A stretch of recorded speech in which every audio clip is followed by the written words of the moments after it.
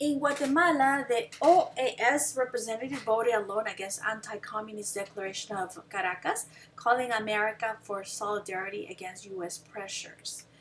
To combat, the U.S. State Department abandoned its 1933 pledge of non-intervention in the internal affairs of Latin American countries, and it created an indirect form of military intervention called the Proxy Wars. So the proxy forces are armed and trained by the U.S., by the CIA, Central Intelligence Agency, usually in secret by another, this player of Cold Era, which is the CIA. And they will usually train the army to fight against communism in Latin American countries. So these proxy forces really created a lot of civil wars in Latin America. In Guatemala, they enjoyed two democratic elections with nationalist presidents, two reformists that you will see. One is Juan Jose Arevalo, a formerly exiled university professor who returned to oversee legislative advances like Social Security, new labor code, and a new constitution, like a spiritual socialism. And we have Jacobo Arbenz, an old army officer in this country. Half of the people were illiterate Mayan peasants being mistreated, and he confiscated large estates and divided them to the peasant cultivators. So you can see the communist ideas, right? He took away the lands from the United Fruit Company along with foreign-owned railways, okay, in Guatemala.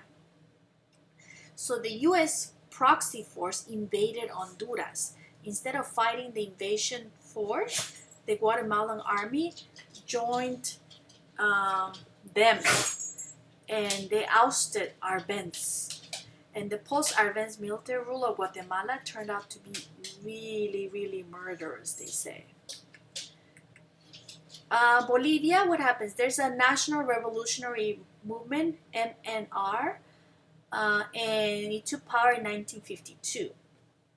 They were nationalists with Marxist influences, but because U.S. business interests were not affected by these MNR expropriations, and the Moscow-oriented Communist Party didn't have an influence in Bolivia, the U.S. decided to help them, and they will stay constructively engaged with the MNR instead of sending the proxy force. So they got themselves saved from a civil war.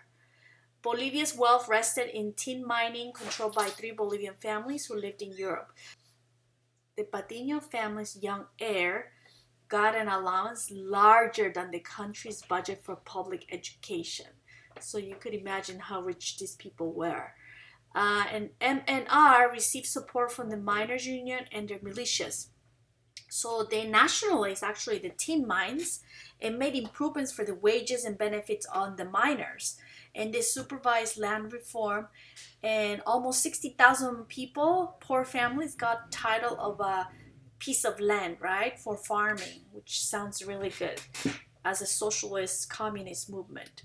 The middle class suffered raising prices of food since the peasants now fed their own families better and sent less food to urban markets. Constructive engagement was working. Bolivian peasants and miners got land and wages, and the country's government steered clear of Soviet Russia. In literature during the Cold War, most authors sided with the left, but you will see here two examples. For example, you see Pablo Neruda, who was from Chile. He wrote 20 poems of love and one desperate song, 20 poemas de amor y una canción desesperada, which is a famous poem of love if you ever want to read it and give it to your loved one.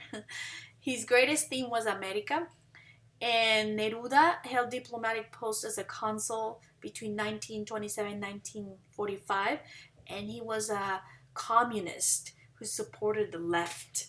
He returned to Chile and devoted himself to revolutionary politics, and in 1945 he was elected as a senator of the Chile's Communist Party.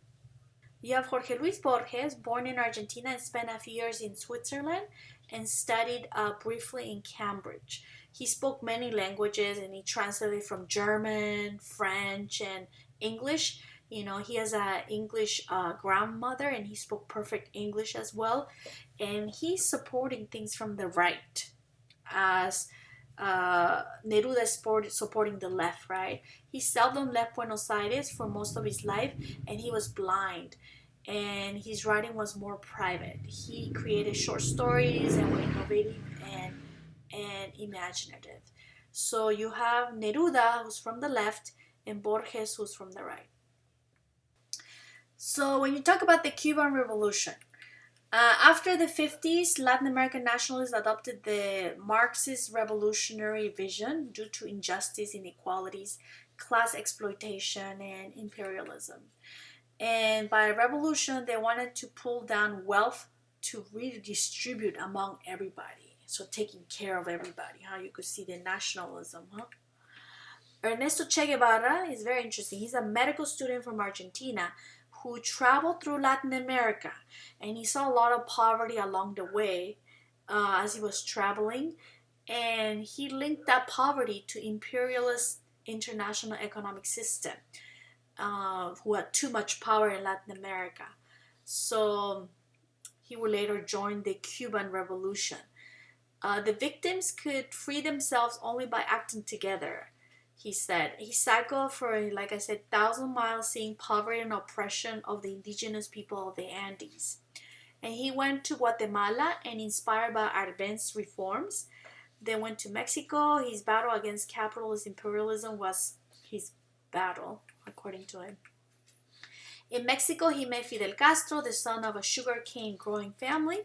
So Fidel Castro doesn't come from humble background. He's a son of a sugarcane growing family, and he was a law student in the 1940s. Was inspired by the idealistic, mildly socialist, anti-imperialist themes of the student movement, and he participated in the student movements that led him to exile. So Fidel and Raúl Castro were exiled from Cuba for resisting the military dictatorship of Fulgencio Batista. Remember that dictator who was a puppet of the U.S. and would do anything that the U.S. asked for in exchange of his own benefits.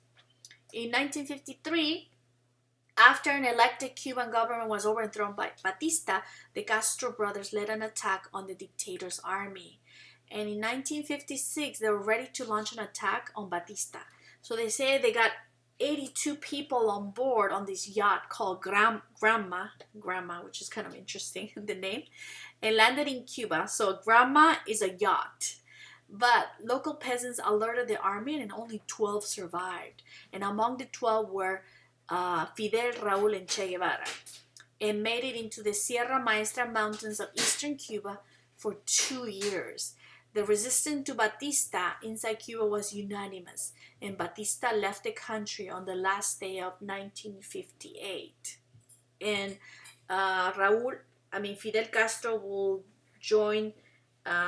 go into power in 1959 in Cuba. To show that the revolution had only just begun, they did not shave. So that's why you see the long beards, as you can see, and their khakis, and went to seek justice against the dictator's henchmen. They were trying and executing 483 people in 3 months. So it's brutal. Expropriation of foreign companies and land reform, which began immediately in May of 1959. So everything is becoming government owned. And he began to arrange an alternative Russian market for Cuban sugar, long sold almost exclusively to the United States. So they will suffer in their economy, as you will see. In June, he brought Russian oil. Fidel expropriated the U.S.-owned oil refineries and the U.S. government and the U.S. purchases of Cuban sugar, which was 3/4 of the export revenue. So they end that, sugar purchase. Expropriated means took away from the foreign owners. U.S.-owned properties, from the sugar mills to mines to telephones, and electric companies. These are pictures that I took when I went to Cuba in 2002. It's a beautiful country. And it's very interesting because in 1959, that's when Fidel Castro, that you see right here without beard, took power. And Habana was left as it is. So from 1959 until now, this is what it looks like. And he started building the countryside. He actually did a lot of people for the poor people. He brought electricity, housing, running water, and literacy. He taught people how to read in the countryside. So a lot of people in Cuba still adore him. And here, all over Cuba, when I went, it was all communist, so you don't have any commercial billboard. Everything is like, tu ejemplo vive y tus ideas perduran. Do you see Che Guevara? Everything is political. Cuba contra el terrorismo y contra la guerra, that you can see here. Everything in Cuba is political. There's no billboard of McDonald's or anything like that. And all these cars are American cars, Fords and Chevys, and they're all from the 50s, and 60s, and they still are working cars all over Cuba. So it's like almost traveling in time when you go to Cuba. I don't know how it's gonna change now that it opened up to the world. Before, when I went, it was still communist and very controlled by the Fidel Castro government. So it was like a capsule of time, kind of like the 60s, still there.